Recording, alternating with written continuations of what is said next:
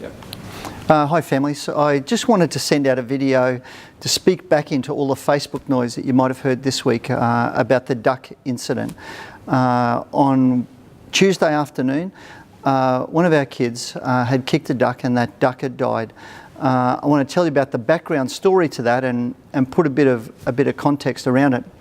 It would have been about 5 o'clock, a bit after 5, that I was down the back of the Early Learning Centre. I just happened to be there, and I bumped into two members of the community who were walking their dogs, who told me about this situation that had occurred, and that one of our students, a boy, had kicked a duck, and they were going to take the duck to the vet.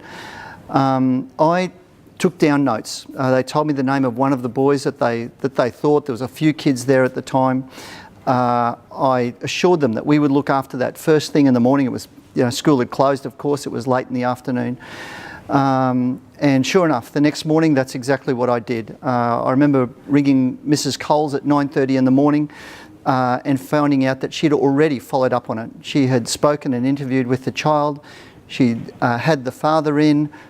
He was outstanding. I later rang him about the incident, and I heard from him the way that he was trying to help his child come to terms with this. I thought the discipline that was given to the child was firm and fair. Everything was in place. And then I'm hearing all this Facebook noise.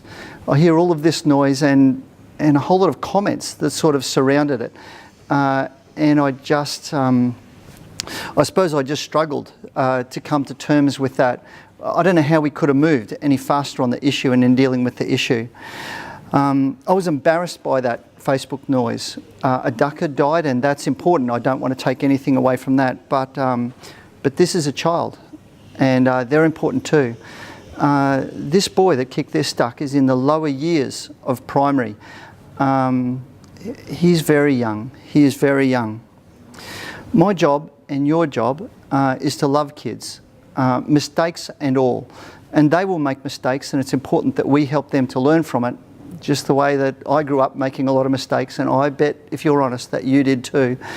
But I think it's important that they learn that within a loving community, and I'm struggling that we probably weren't demonstrating a loving community with all that Facebook noise, which to me sounded a bit more like a witch hunt than anything else. I think kids need to know that they are loved through their mistakes, as we probably were when we were kids. I think too that our job as Christians is to love and to listen and try not to spread hate. I want to thank you for those of you who stood up for us on Facebook, who stood up for the school, who stood up for that family, who stood up for the other teachers, who stood up for the kid. I want to thank you for doing that.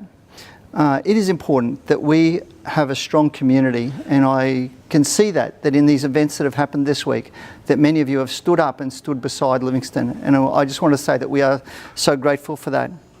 One mistake doesn't define a small child, and nor does it define our school. God bless Livingston. Thank you. Bye.